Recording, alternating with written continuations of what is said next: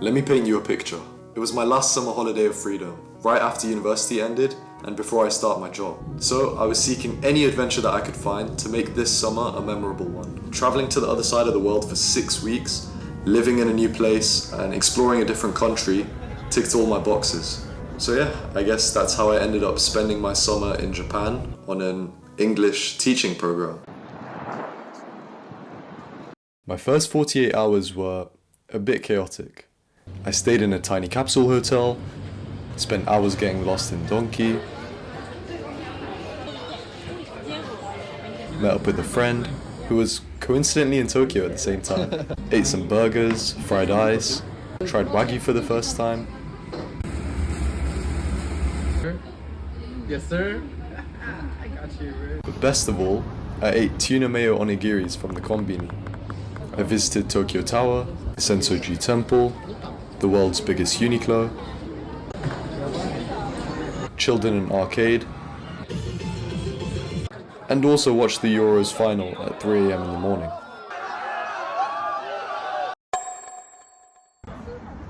Also, luckily for me, the Japanese yen was at an all-time low, so as a broke uni student I could squeeze the most out of my pounds. Then I met everyone else who'd also be on the program with me this summer. I think in total there were like 100 other coaches from the UK, the US and Canada. After that, the rest of this week was pretty chill. I went to a lantern festival, and I visited Team Lab's Planets, which is like an immersive art exhibition. I took an old Canon camera with me to try out photography and capture some cool pictures.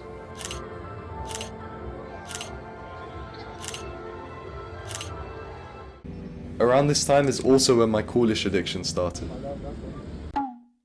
They're just so flipping good. Someone told me that there was a special ice sculpture carving event at Ueno Park, so I headed down on the weekend. And somehow, even in the 30+ degree heat, they managed to keep the sculptures from melting by chucking cold water on them.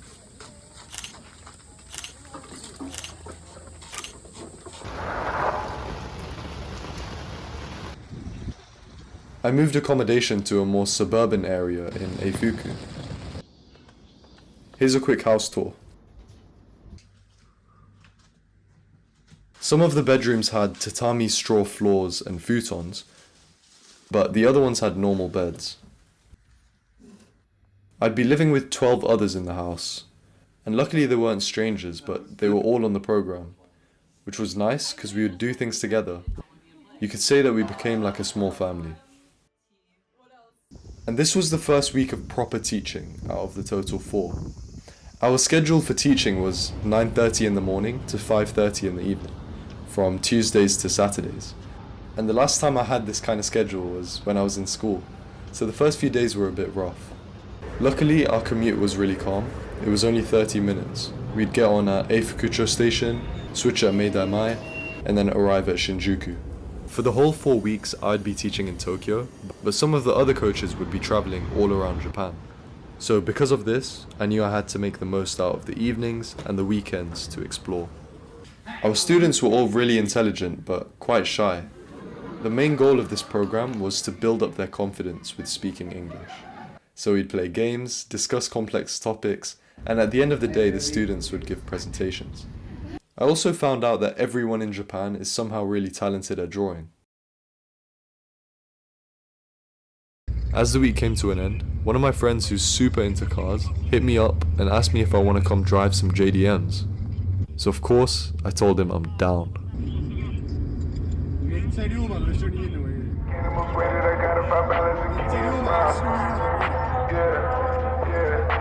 Shit by the state, I'm in here, I took it from 0 to flame. You saying I'm running for miles, this shit was in luck. They got me up, I'll put you on bus and take you around. A couple of guys inside of the school, I gave them the tools to get it off the ground. They say they're the ones when they make their ears, can't look in the mirror. That shit wild, stand on the stage, I give them the rage, no turning it down. Can't take it, can't foul, we do in the streets, we do it for keys, we do it for rights. I'm 52 weeks, this shit ain't for pleasure, I'm coming to tweet, this shit is for me.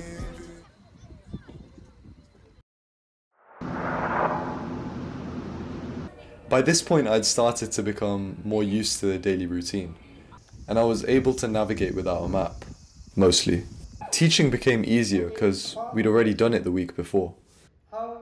There's also this Japanese tradition called omeyage, where you exchange small gifts with each other. I got my students some small bubble tea key rings, which I think they really liked. Our students also made us gifts. What kind of food did I have in Japan? For breakfast, I'd just have some pastries like melon pan. And then for lunch, I'd just grab something from the konbini. I also went multiple times to this tasty halal beef soup noodle restaurant. And then for dinner, I'd just try out some different restaurants.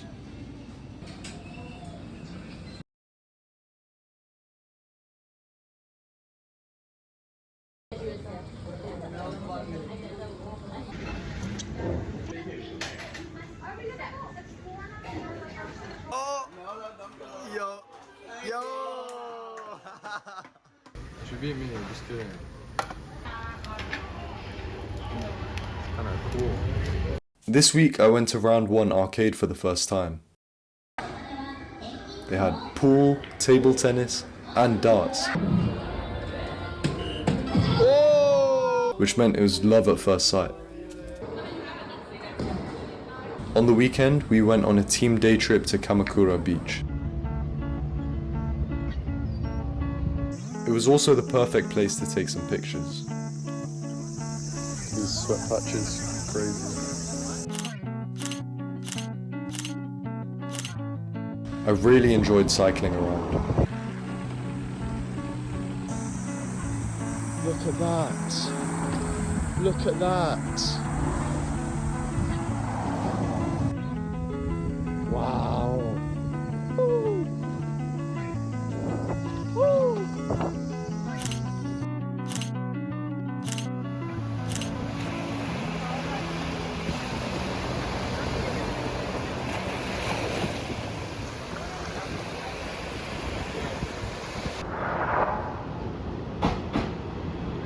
Yeah, this week was a bit of a filler episode. To be honest, I was enjoying the simple life. I got to explore much more of Tokyo. There's Shibuya,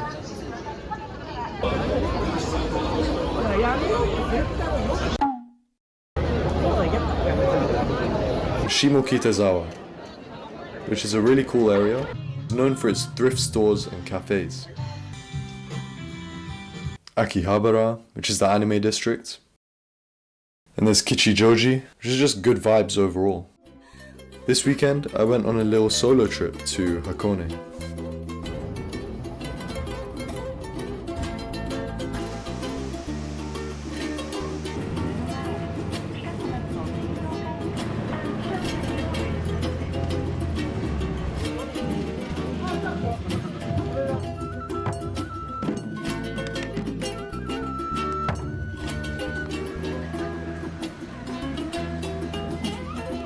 Then I got on a pirate ship across the whole lake.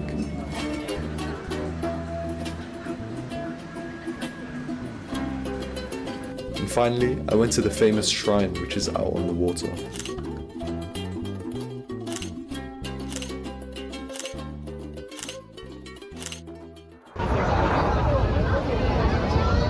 This trip was different to a normal holiday, because I got to experience life through the lens of a local. I really wish I capitalized on the opportunity and learned more Japanese.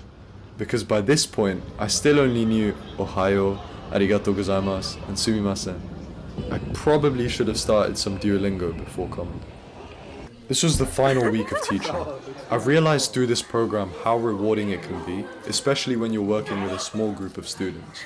You build a personal bond with the students, and it feels like you're making a real impact.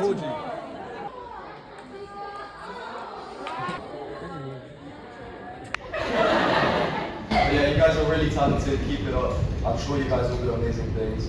I can't really speak Japanese, so all I'll say is, "Sugoi ne." I've really liked going to the arcades. The ones in Japan are just too OP.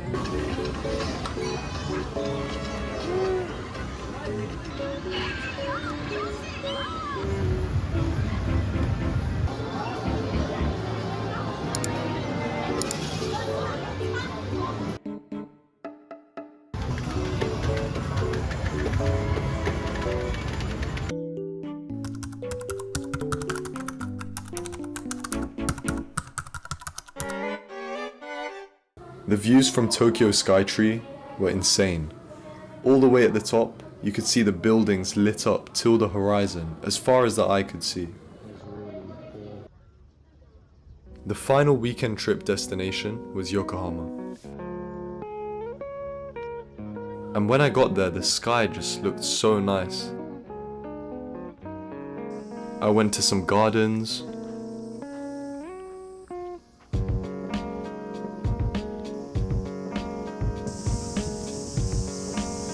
and also the Chinatown, which is apparently the biggest in Japan.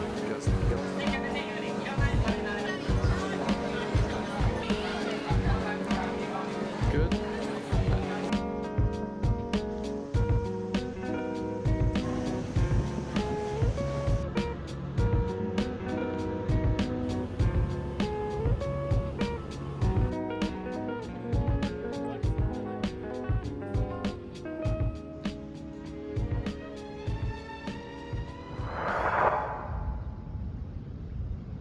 For the past 4 weeks, we'd been staying at the same house, but it was finally time to leave. That's true. Oh. This meant waving goodbye to the quiet neighborhood, the family mart around the corner, and Efukucho station. Before everyone spread out, all of the coaches stayed in an epic resort which had a swimming pool, a gym, and even an onsen. No! There's ping pong. But after this short retreat, I had to sadly part ways with my housemates and the others on the program. And then, there were 3. Extremely last minute, me and 2 of my friends decided to travel to Kyoto. So that night, we booked the accommodation and the transport. We firmed the night bus from Tokyo because it was almost half the price of the bullet train. But the journey would be from midnight to 8 AM, and let's just say, the ride wasn't the most comfortable. After a quick time skip, we woke up and it was morning in Kyoto.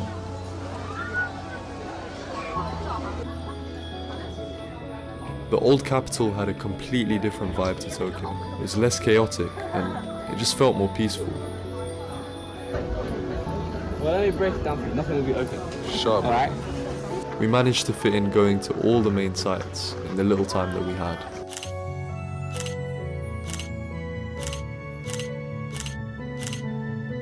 We also consumed a lot of matcha in the form of tea, ice cream, random snacks. Me and my bro stocked up on a ton, as my mum's only request was for me to bring back some matcha. Oh, I want to make a name for myself. The best decision we made was to visit Uji.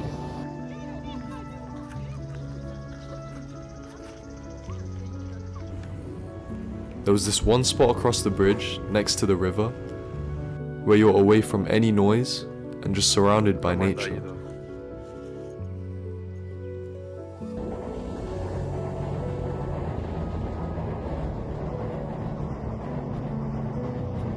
We just chilled there for hours while the trains passed by.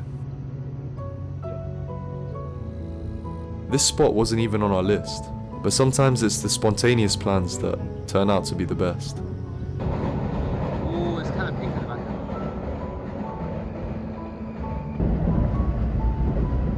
The last place on our visit was Nara,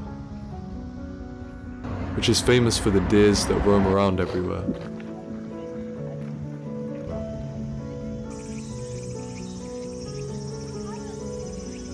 When you bow at them, they're supposed to reciprocate. But I just kept on getting aired. We chilled with our new friends for a bit, and then had to cut to get the Shinkansen back to Tokyo.